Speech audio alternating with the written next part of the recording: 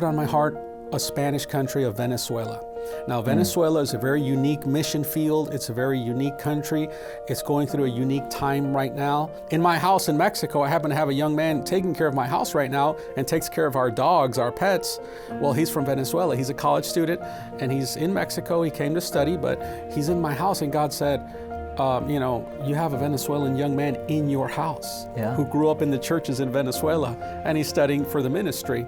So he's a good contact, and God said, he's in your house. I put him in your house. And so I said, I contacted him and said, are you familiar with the churches? You know the pastors? He put together a big report. I said, start calling them, telling them, call them and tell them that I'm thinking of going and what's the possibility of having an evangelistic meeting. He put together this big report and gave me a list of pastors. He already spoke to them and they're all excited. They want a meeting. And I said, okay, God, God knows I like signs,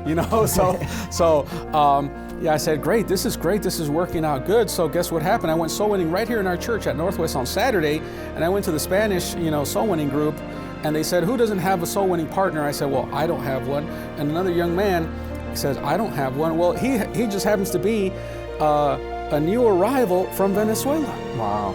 So he was my soul winning partner, and we're going soul winning and knocking doors to witness to the Spanish people here. And I began to tell him and said, listen, I'm praying about going to your country. He's talking about, well, I just got here from Venezuela. I just traveled this week.